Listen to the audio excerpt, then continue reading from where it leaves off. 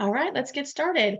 Welcome to CNS Connect Webinar Series. I am Amy Smith, the Manager of Certification Programs, and today I am joined by Sarah Safari, who is going to talk to us about authentic selling. So this is the fourth webinar with Sarah, so I'm sure everyone's familiar with her, but I'll do a little introduction to start with. Sarah is a fitness entrepreneur, business coach, and health scientist that has helped over 5,000 professional men and women get their life and health back by executing the novel blueprint created in her first business called the 3-Step Framework to Optimal Health and Confidence. Following her success across consumer clients, Sarah co-founded CE-Owned in 2019 with a mission to help online coaches grow and scale their business using the framework she used to grow and scale her own. As an international CEO, Sarah travels across countries while managing hundreds of clients and a team of 12 abroad. In her easy to understand and compassionate style, she uses neuroscience principles to remove mental barriers and increase business results for her students and clients. Her techniques can be applied to any individual for any background in any location, and she's ready to share expertise with us today. I will stop sharing there and let you take over. Awesome. Thank you so much, Amy, for that intro. All right, guys, we're going to go ahead and get started. I'm going to share a screen with you guys. We're going to go over it together. A few things, guys. I'm just going to ask a few things throughout. So just use your chat box as I ask questions just to get a better idea of where you guys are at with your business and things like that. You just have full access to your chat box to comment in there. And every so often, I'll just kind of take a quick pause to make sure everyone is still with me. So what I want to dive into today is going to be authentic selling without sounding super icky, like a used car salesman, all of that stuff that we just are trying to avoid. So today's agenda, we're going to dive into that. We're going to really dive into the closer framework and the strategies to be able to actually bring in clientele in a way that isn't icky. And then we're going to talk a little bit about CE-Owned and then how we help people who are in the health, wellness, coaching industry be able to grow their business and how you can potentially do the exact same thing if that's where you are right now in your business. Okay, guys, so we're gonna go ahead and get started. Quick thing, why should you even listen to me? I'm gonna give you guys a really quick 2-minute spiel. I was a personal trainer for 12 years working for corporate gyms. I started working really, really long shifts. I was trading those for hours and I just was not happy at all. So I kind of took a really drastic measure. I dropped out of college. I moved out of my parents' house. I paid some random coach on the internet and opened a gym all within a 2-week period. It was kind of insane. But I knew that I didn't like what I was doing and I knew I didn't want to stay in that hustle. Right. So, but what I ended up doing by opening this gym was creating a high paying, but high stress job for myself. So it was the first time I saw this discrepancy between, okay, I'm bringing in all this money and I feel absolutely miserable. So I had a lot of money, but it was completely miserable. I needed more time freedom and I needed more location freedom. So originally I actually wanted to go online. I just listened to that coach, did everything he said. I knew nothing about business at the time. So I ended up opening that gym and then going back to okay, I want to be able to serve clients and help them get results, but I want to be able to do that online. So I ended up shutting down that gym and started from scratch online. And after 2 years of struggle, trial and error, I was finally figured out how to be able to grow my own health and fitness business online to multiple 6 figures, and then started helping other people who were my colleagues at the time, asking me how I did it, do the same. And that's where CE-Owned kind of came to horizon, and we started helping people grow their wellness, coaching, fitness businesses. Okay, so that was the super quick spiel. I want to now get into the sales aspect of things. So how many people here go into training clients so that you could become a salesperson? I want you to say no in the chat box if you don't go into coaching, nutrition, wellness for the reason of becoming a salesperson. So if the answer is no, just type in the chat box below, no. I love the exclamation marks and the caps. So if the answer is yes, just say yes, a bunch of you. So we'll see. We're getting some no's. Anybody else? Yeah. Neither did I. So I definitely see that. And so no one wants to be this dude. And he looks like a very sketchy little guy here. When you think of sales, is usually what we think of as a very sketchy car salesman type person. And so it's the last thing that we want to be. But in order for us to be able to have a business, to be able to help people, we need to sell them something. And I'll talk about free and why that actually doesn't work from a client perspective as well. So sales. A part of client success. Most of us don't want to do sales, but there's only two ways to help people get healthy. The first one is to help them for free, and the second one is to help them for money. Now, option A almost never works. And the reason for that is people pay attention when they pay. When they don't, the value of that product is not there. Right? So if I told you that this webinar was $2,000 instead of free, and you, for whatever reason, decided to purchase that webinar, probably how much you would be listening, how many notes you would be taking, how much you would put this stuff into action will be substantially higher than if you come onto this webinar and it's a free webinar that's just there. And the reason is not because the webinar is different, but because the value of the webinar to you is so much higher because you paid that much money for it, that you're going to put into action the things that you need to do to get the result. And so it's the exact same thing with your ideal clients. When you bring them in, if you serve them for free or for cheap, that how much they're going to put in effort is really dependent on the value or how much value was placed on that product. And I'm saying this not as like, hey, here's this lesson. This is coming from experience of taking wellness clients, coaching clients, all of them, from anywhere from $2,500 for a 90-day package to $100 per month. And I can tell you the clients that paid $2,500 got substantially higher results, were the most excellent clients I ever had, and listened to every aspect of the program and almost followed it religiously and became raving fans. So the quality of that client substantially increases once you're able to actually learn the strategies of being able to charge more over time, okay? So putting aside the outlier clients, almost all clients in option A, the free option, never get results. So why would we offer the service for free if it's a disservice to their results in the first place? So this is one of the things to think about. And I'm sure some of you aren't thinking about offering it for free, but even think really cheap. Even think $100, $200, $300, right? That's the lower your offer is, the less you're going to be able to get clients that are going to really follow the process and get the results that they're looking for. Okay. And then the next thing that I want to kind of dive into is sales in terms of the ickiness, right? It doesn't have to be icky, guys. It doesn't ever have to be icky. If it was, I probably would have never ended up doing it or staying in there, any of that kind of stuff. And so the four metrics of sales are really communication, connection, relationship building, and EQ, your emotional intelligence, right? And if you're able to communicate with people, connect with people, be able to actually relate to them and have a legitimate conversation throughout, and you can sense what they're feeling, where they're at, calling things out, and just being able to have that dialogue back and forth, you've already made the biggest step in that process. Is there a certain strategy? Is there certain scripting, certain things that you could and should say and lead the conversation? You should always be the leader of the conversation when it comes to sales, but you don't need to, and this is what we get from clients a lot. Like I'll get clients who say, Sarah, I just don't want to like force people to join my program. Like you can't force anyone to do anything. It's impossible. It's impossible. So if you try to force someone, one, it's going to be 100% a no. And two, why would you want someone to work with you who doesn't want to work with you? You wouldn't, right?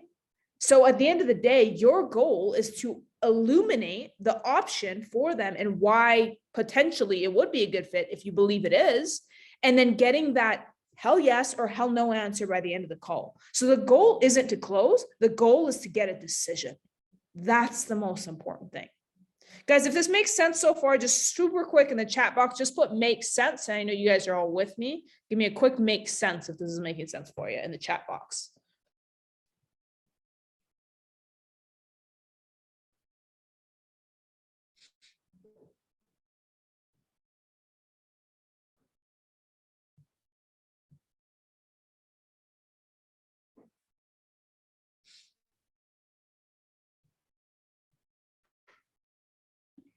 All right, this is making sense. Awesome. All right, let's move on to the next one. All right, closer framework. And this is where we're going to dive deep into each and every single one. The first one is closer. C, clarify why the prospect is there. And I'll dive into each one. Just want to give you guys the overview. Super easy to remember. Second one, label the problem of the prospect. Third one, overview of their pain point. Fourth, sell the vacation, explain away their concerns, and reinforce the prospect's decision. Closer. Okay, now let's go into each and every single one. All right, first one being, why is that prospect there in the first place? So this is where you find out what they need help with, and you want to find out their goals, right? Not just their superficial goals, but their why. What is the reason they want to do this? What is the pain behind what they want to do? So for example, wanting to be a good parent to their kids, being embarrassed to look in the mirror naked before their shower, feeling uncomfortable in front of their spouse, feeling like they're a bad parent because, they are constantly low energy and won't take their kids to the play park, feeling like, they go up a set of stairs and they can't breathe. Those are the things that make people get a decision, clarifying why they're there and finding the pain behind that. Okay. Labeling the problem of the prospect, right? So this is the L. What's their biggest struggle in currently reaching their goal, and what's not working for them right now? That's the second thing that you want to find out. And guys, remember when I said we had the four, let me just quickly go back, the 4 metrics of sales. So this is part 1. And then part 2 is scripting. So this doesn't even need to be a script. It's just a general framework for you to follow, having that back and forth with the client with you being the leader of that conversation. Okay. So you don't want to find out just their superficial goals, but their why. Okay. So wanting to be a good parent, those kinds of things. We talked about this. Now this one, sometimes people will laugh at this, but you got to find out what's not working for them right now. And then what I say, throw rocks at their enemies with them. So if they say, for example, if they've done all these different diets and those diets don't work because they don't, and their short-term solutions are the things that they're currently doing. And if you agree that those things don't work and that they're flawed, show them, right? Show them that you're on their side. Make sure that they know, like, yeah, this is why these things don't work. And it completely makes sense, right? Before you go ahead and offer the solution, which is going to be one of the following steps. Okay. The next one is the overview of the prospect's pain point. So asking them about all the things that they've done in the past. Right? Get them to explain to you why they didn't like it and why those things didn't work. This part's really important, guys, because if someone's going to do something different, you're almost reminding them by them explaining to you and you asking the right questions is why all the things they've done to date didn't work. Because at the end of that conversation, when you talk about working together, they might be like, well, what about this? And what about these? Well, all these other things that I could do. But if all those things that they've done to date didn't work, is it logical for them to move into that next step of potentially doing something again that's not going to work, that's going to hurt their metabolism more, cause more hormonal issues, and get them in a deeper hole, right? And so it's almost them being able to say, okay, here's all the things I've done, here's why it hasn't worked, and here's why I don't want to do it again, okay? And this is, by the way, where I say it's not about you forcing someone to do anything. You can't ever do that. But your role as a person who's having that conversation for that potential client to work with you is to ask them the questions that are going to help them come up with their own answers. It's partially a coaching role, because a good coach won't tell you what to do. A good coach will ask you the right questions that will help you learn what to do yourself. So you're doing the exact same thing here, okay? Now, this part, guys, super, super important. And it's selling the vacation. The reason why I say this is super important is because this is where most coaches kind of fall short. And this is where I think I've gone over well over 800, 900 sales calls at this point. And I can tell you that this is where most of us fall short, where we try to explain so much of all the goodies that are included in it instead of talking about the result. Okay. And so there's a place and time to talk about that. But even when you do, you're driving it back to the result. Okay. So things that you don't want to do, talking about your fancy application, customized nutrition, laws of thermogenesis, metabolic rates, all the science behind what you do. What you do want to do instead is talk about the destination, the result, what the result's going to feel like, how the result's going to change their status, right? People respond to things because of status. People make decisions because of status. People buy a Louis Vuitton purse or a Harley or whatever other nice car because it helps elevate their status. And so what you want to drive and talk about is going to be status-based things. And another example is to give you guys an analogy. Let's say you're going on a trip to Hawaii, and on that trip to Hawaii, you got to hop on a plane. So you got to hop on that plane. That plane ride's going to suck. You got to go through customs. You got to pack your bags. You might have to get searched. You get in the plane. It's really tight. You have no space, really bad airplane food. You look, you don't even have a TV in front of you. Now you're stuck for 5 hours. You don't know what to do. And then you get off the plane. And when you get off the plane, you get to your destination, and there's 7 beaches right in front of you. You get served with a welcome drink, everyone saying hello. You can smell the fresh air, all that. You guys get it. So it's the same thing. So instead of talking about the plane, you talk about the vacation. Instead of talking about the deliverables, you talk about that weight they're going to lose, or how they're going to feel, or how they're going to gain their confidence back, or how they're going to feel great in their own skin again. These are the things. What is the result of the thing that you do, or how they're going to heal their metabolic issue, and how's that going to change your life? So what you want to talk about, and again, you're meeting them where they're at. They have a pain and a problem they want to solve. And if you're the person, and you believe you're the person that can solve that, it's your job to help them paint a picture of what that's going to look like once that problem is solved.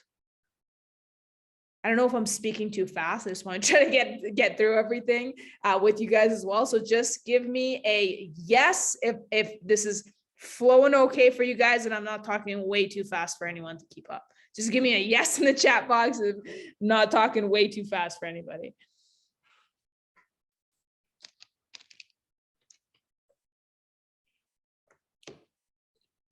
Now, I mean, we got caps. Yes, I love it. I love it. All good. Awesome, guys. Let's keep going then. So we're at the S. Let's move on to the E. Explain away their concerns. So what does that mean? In other words, 90% of the time, you're going to have to overcome objections. So biggest thing is a lot of times we'll want slam dunk closes. A slam dunk close when someone has no objections, they say, awesome, let's do this. I'm 100% in, and boom, you've closed the deal. That almost never happens. Most of the time that happens if it's a referral or some kind of person who's really, really warm and they've already known you. If you want to be able to build a sustainable business where you can consistently bring in clients, you need to learn objection handling. And objection handling is only scary when you don't have enough reps in. That's all it is. And by the way, there's a few reasons why, there's a lot of reasons. That could be a whole other webinar why sales in itself can seem icky. And one of them is, well, if they can't afford it, then I should just hang up the phone. When really a lot of the times people potentially do want something, they just have different fears that are holding them back. And it's up to you to help unravel that with them, because they came on the phone because they have a problem they want to solve first. Second, you're the person who has the information, right? So you can help them talk through whatever barriers that they're having that's potentially stopping them. Okay. And typically it comes down to a few. It's typically going to be a financial objection, a spouse objection, or I got to think about it objection. Okay. Oh, and I have it here. Well, blaming circumstances, time, money, and fit, or blaming others, spouse, partners, kids, employees, that kind of thing. Okay. All right. So in the pre-frame, you will still have to overcome objections near the end, but pre-framing will make your life a whole lot easier. So what do I mean by that? So what pre-framing does is it removes the maybe, I got to think about it before starting the conversation. And it removes the, I have to ask my spouse financial decision maker before I make a decision. So the whole goal is, again, what do we say? We're not trying to be like a used car salesman. We're just trying to have this active conversation with this potential client to unravel the barriers that are potentially stopping them from making this decision that's going to help them change their lives in whatever way that they need right now. Okay.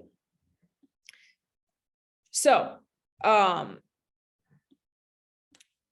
how to overcome objections if they still object after the pre-frame or at the end of the call, financial, getting to the nitty-gritty, and I have to think about it, circling back to the original agreement. So I'm going to give you guys an example of this. I thought there was potentially one here, but there isn't. So I'm going to give you guys an example because this might seem a little bit obscure. So let's say we're talking about joining a nutrition program. And so I'm just going to give you some kind of idea as to how that phone call is going to be. So I'm going to pick up the phone. We're going to do our small talk, all that kind of stuff.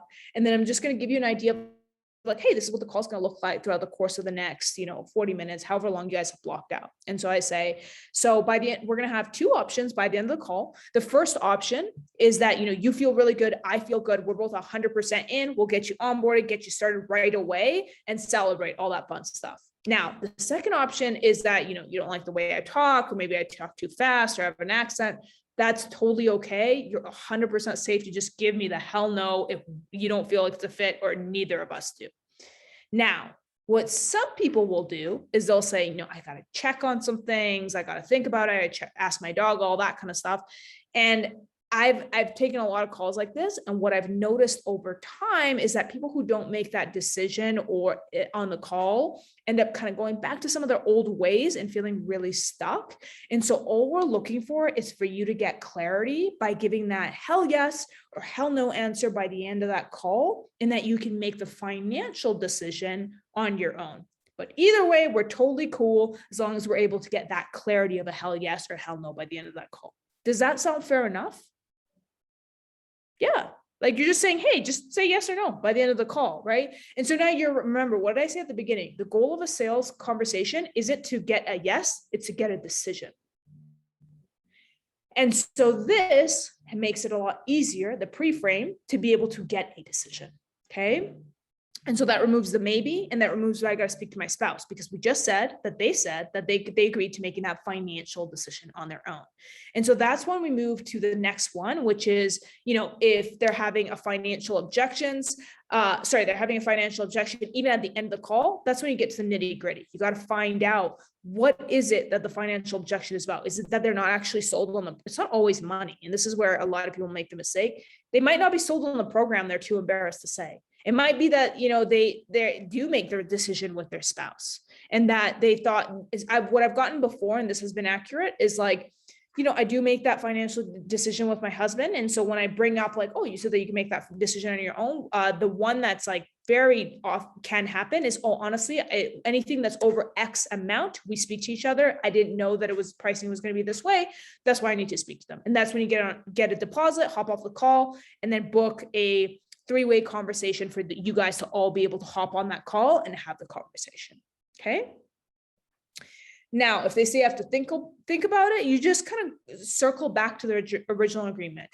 Okay, yeah, gotcha. That totally makes sense. I know that we said that we would kind of like have that you'd be able to make that yes or no decision by the end of the call. I'm just curious, like, what changed for you?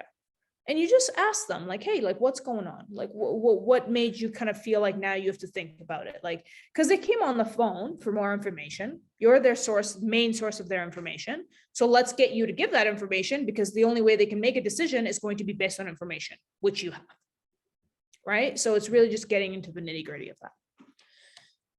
All right. So last one in the closer framework is reinforcing their decision to buy. So once they've paid, you need to prevent buyer's remorse. And buyer's remorse is a real thing for anyone who's ever bought anything, or clothes or car, whatever. We've all had it, right? So you do want to give that hit of dopamine to reaffirm their purchase. And those are just really basic things, guys, right? So those of you looking for live examples of sales calls, $2,200 or more, you can just send me a yes here. So like some of the live sales calls that we took, just send me a yes here, and we'll grab your email and I'll send you the live sales calls, just as examples of like how to be able to have actual real sales conversation without sounding icky. Now, quick story for you guys. So when I transitioned from 100% in person to online, I use the in-person strategies to try to sell online. And I literally failed completely miserably. I think I took over 50 calls and I got 50 no's in a row. And I was depressed for definitely a good week, feeling very depressed. I was like, what am I doing wrong? And the reason was because I was taking an approach for in-person that was not meant for online at all whatsoever.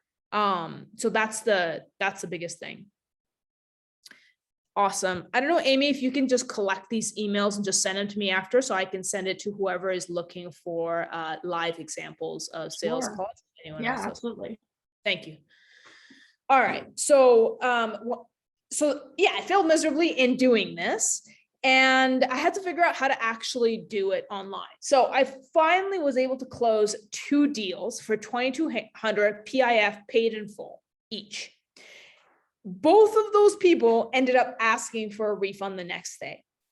And I want to explain why that happened in hindsight.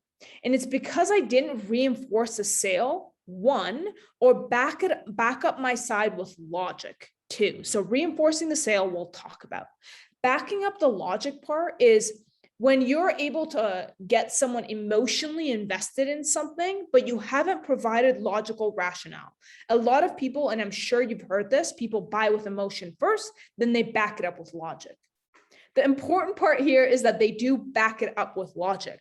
So if you're able to get someone emotionally invested, that's great, because that means people make decisions through emotion. And a lot of times when the pain is too strong, but it leads us to really powerful decisions that can help us. And so if someone is making that decision, but they have no logical reason as to why they're doing this, then they're going to get off the phone and be like, oh, I don't know what I'm doing. Why don't I go do this other thing instead? And they ask for a refund. So you want to make sure that you're able to back up the conversation that you had with them with logic as to why this is the way. And that typically happens in what we call 3 pillars. So it's your 3 pillars at the end. So anyone who watches, listens to some live sales examples, you'll kind of know what I mean by the pillars, because we go through the main pillars with them. Okay. All right. So when you get someone emotionally invested in something, but don't realize the decision, people will always get off the phone and have buyer's remorse. Okay. So the takeaway, we buy, typo, we buy with our emotional brain and we rationalize with our logical brain. So make sure to cover both ends of the stick, or you'll end up having no stick at all. So very, very important. And then, when I talked about the dopamine hits, here's some examples. Super simple. Just get them excited. That's all that really means, is getting them excited. Send them a personal video after they've signed up with you. Give them a handwritten card. Give them swag boxes, personalized onboarding, timely communications within set expectations, right? And so one of the biggest things that people underestimate is an onboarding process, and how much longer lifetime value a client stays from an initial good onboarding process than one that was maybe half-assed or wasn't done so well. And so really taking the time to make that person feel special and onboard them in the right way and send them cool things and getting them excited. These things, they seem small, but they make the biggest difference in helping someone feel wowed at the beginning and then stay. And I think a lot of times what a lot of people or businesses don't do is just take that extra step to wow people enough to be able to keep them in the long term. And so one of the things that we've talked about before, and so if you've missed that webinar, I'll just briefly just kind of go on it, is LTV, which is lifetime value. Is basically the simplest way to say it is, how can you keep the customers you already have so you don't constantly have to chase new clients? And so if you can do that and have a system that consistently brings in clients, that's when you're going to have an incredibly profitable business that helps a lot of people. Okay. So the closer framework needs to be followed in every step, or else it won't work. So you don't want to miss one piece for another. You want to make sure you're reinforcing the decision. You want to make sure that you're clarifying their concerns and explaining all of their problems away and all these things, and making sure that you're not specifically selling the plane ride, but the vacation, so that you can have these conversations and not miss a step, so that you can take them through the clear frameworks necessary to be able to have a really smooth transition and conversation, where if it's a fit, that you guys do end up working together.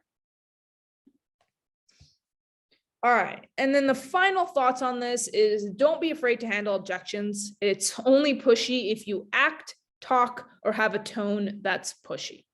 So watch the way you say things and you will be able to say nearly anything. And this is coming from the girl who my first sales call I ever took. The girl objected. I had no idea what to say. And I pretend there was like an earthquake. I literally hung up the phone. I'm not joking. This is not a joke nor an exaggeration. So the first sales call I ever took, now many years later, having audited hundreds and hundreds and hundreds of calls, the first sales call I ever took, I literally hung up the phone after they objected because I was so nervous. I didn't know what to say. All that to say, if you don't feel like you're naturally good at sales, it doesn't matter. All it is reps. And with reps and exposure, and of course, the right skills and learning the right things, you will over time, it will become so smooth and so easy to just have a really open-ended conversation with someone that doesn't even have to come close to sounding salesy ever. And if it does, you're probably doing it wrong. Just remember that. If it sounds salesy, you're doing it wrong. And so I want to finish off this section with positioning and tonality. And I bring this slide up a lot because I really like it, and I think it runs a main point home. And so 2 examples. One, my name is Sarah. So I can say my name in 3 different ways. So I know if my boyfriend calls me, he's like, Sarah, or he says, Sarah, or he goes, Sarah? He's still calling me, but it's giving 3 different meanings because of how it was said. Let me give you guys a second example. I didn't say he hit his wife. I didn't say he hit his wife. I didn't say he hit his wife. I didn't say he hit his wife. I didn't say he hit his wife. I didn't say he hit his wife. I didn't say he hit his wife. Same sentence, literally used like 6 or 7 different ways, means completely different things. And all of that, to give you an exaggerated example of the last thing, is that you can nearly say anything as long as you're saying it with the right tonality. And a lot of the times it's just easing off a little bit and coming in with curiosity from a curious place. Let me give you guys one last real life example. So real life example, at the beginning, when I talked to you guys about the pre-frame and what to do with that. So when you say, hey, by the end of the call, you're going to have a few options.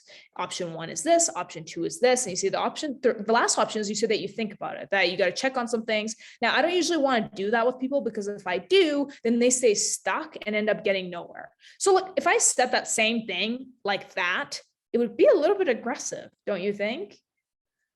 Or I just say, and people don't make a decision, they end up feeling like super stuck and they don't end up going anywhere for quite a while. And we don't want that for you. So all we're looking for, I just said the same thing, right? Said the same thing, just with a slightly different tonality. And a lot of times when you're wanting to ask questions, come with curiosity, like genuine curiosity, because otherwise it can come across as like, is this person like questioning me? Or it can come across as almost some way that they might be defensive. So come in open. People are always open and receptive to curiosity, but not so much when it comes across as potentially aggressive or things like that. And maybe you don't mean it at all, but it's just something to keep note of and stay aware of. Okay.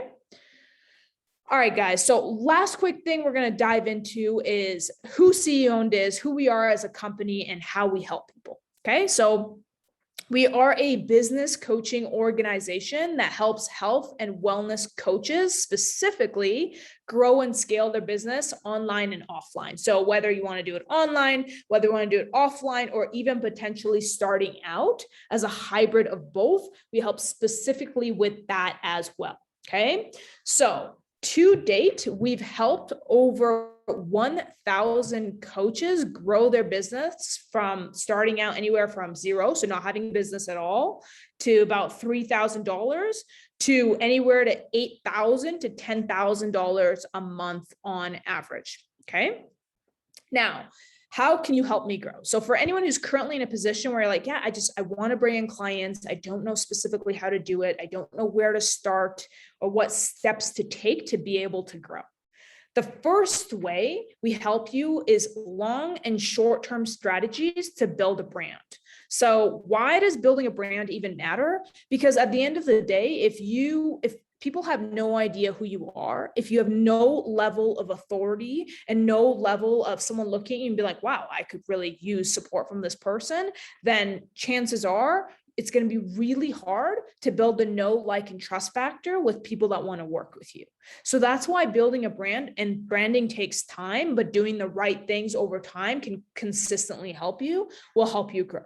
That's why The Rock revealed a tequila that's now worth $4 billion, and all the other big brands out there that can just release a product and become multiple hundreds of millions or in the billions of dollars worth of product, because that's how important branding is in being able to grow your business. Okay, so that's the first thing. Second is building automated systems that consistently bring in ideal clients that are financially qualified to work with you. Okay, so a lot of times, and this is what we hear from clients, our biggest issue is like, I just don't know how to find people who are like able to work with me that are financially qualified, right? So what happens if you don't have these systems is, the first thing is you're constantly doing outbound. What outbound means is you're constantly sending messages, you're constantly trying to find clients, constantly looking and trying to bring in all that kind of stuff. And that can get exhausting after a while when you're feeling that you're constantly chasing clients to get results, okay? And the second thing is never knowing where your next client is coming from. So that's not a settling feeling. And that's why a lot of times people will try to run their own business and then kind of go back to a job and working somewhere, because it feels inconsistent. You're getting all these clients and then you're not, or you're getting a win and then you're not. And so it feels so up and down that the instability of it is not tolerable financially or at all, okay, even mentally. And so that goes to the last point, which is having really inconsistent months financially. So all of these are what happens if you don't build automated systems that consistently bring in clients to you. Once you have those systems, they run on the back end for you. And so clients will consistently come to you. But if you don't have those and you're not able to actually do the things that help you grow your business, because you're constantly trying to chase more clients. And the last thing is building a business around your life design. So we're huge on doing this. And I'll tell you like quickly why. Life design is just saying, hey, what is the kind of life that I want to live? And how can I build my business around the current life that I want to live? Not the current life I have, what I want to live. So is that financial freedom? Is that location freedom? Is that working 4 hours a day? Is that working 10 hours a day? Is that working in an office? Is that working from home? Is it traveling? Is it spending more time with your kids? Like literally narrowing down what you want, because what happens a lot of time, we say, okay, I want to run a business. I do want to get clients. And then we get so into doing all of the things that we all of a sudden are working 14 hours a day and feeling exhausted and end up getting drained and burnt out and starting something new. And so the whole thing is, how can we build a business specifically around how you want to live your life? So instead of burning out and feeling like you're tied down to one single strategy, we find what strategy works for your personality, for your lifestyle, and for your financial goals, so that you can actually stick to it in the long term.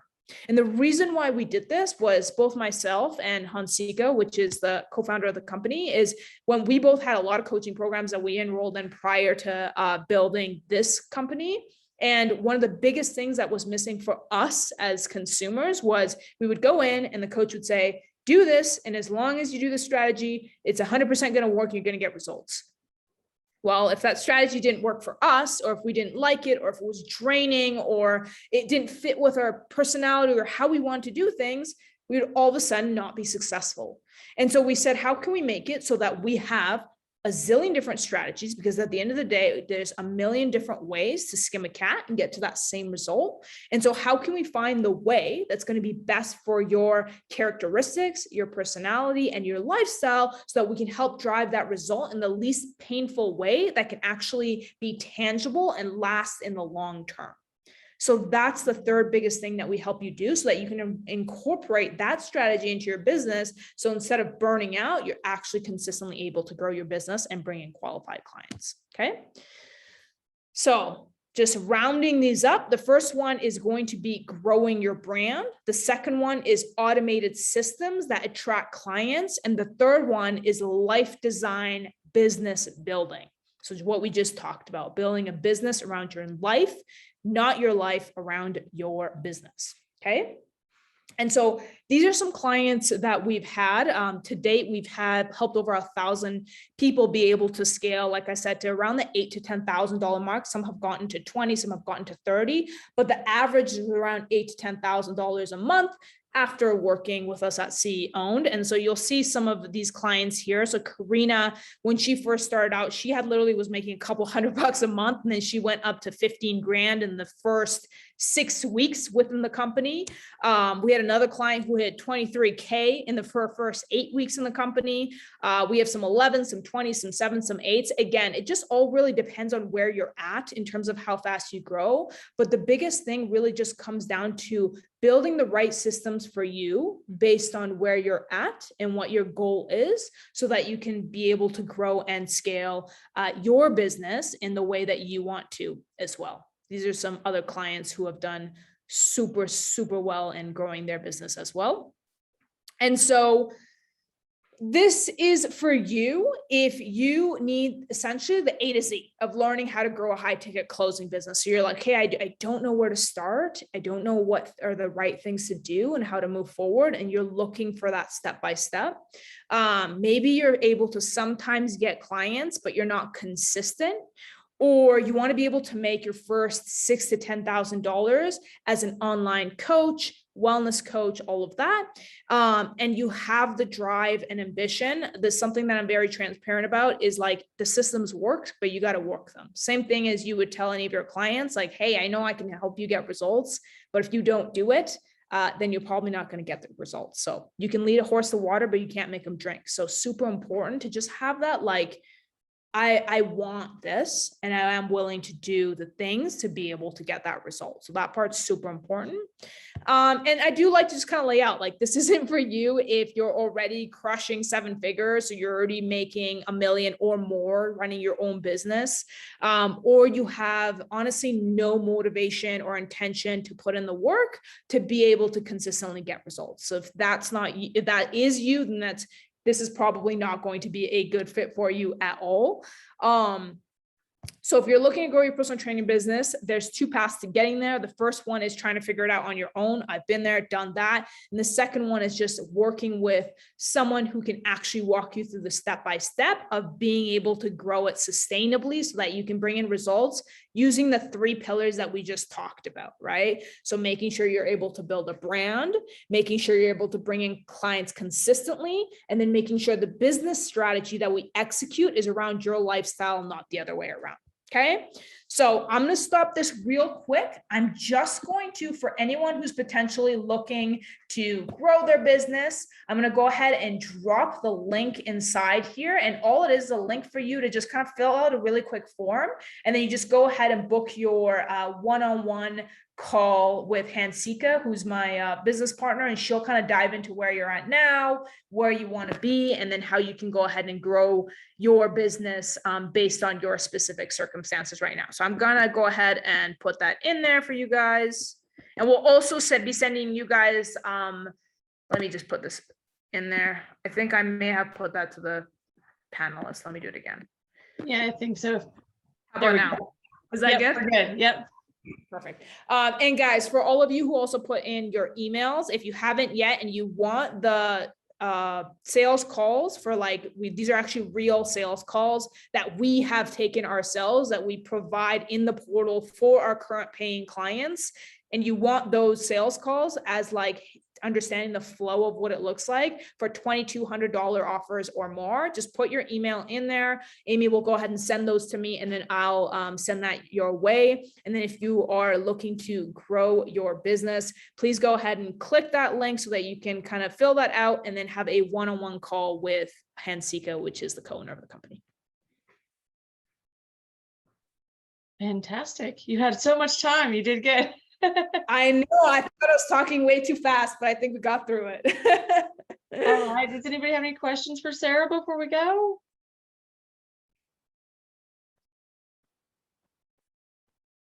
You're Awesome. welcome. All right. And next month we are talking about, remind me, do you know off the top of your head, Yeah, Sarah? I have no clue. I was like, I don't know if Okay. you're waiting for me. Oh, Amy, the but only, I'd it's have to look 6 at the ways to schedule. attract, 6 ways to attract dream clients. Okay, yeah. Lead Does that sound generation. right? Okay, perfect. So let me drop the link in the chat for anybody who wants to sign up for that. That way it will be available. All right. Thank you so much, everybody. Have a good Awesome. evening. Thanks, guys. Bye-bye. Bye.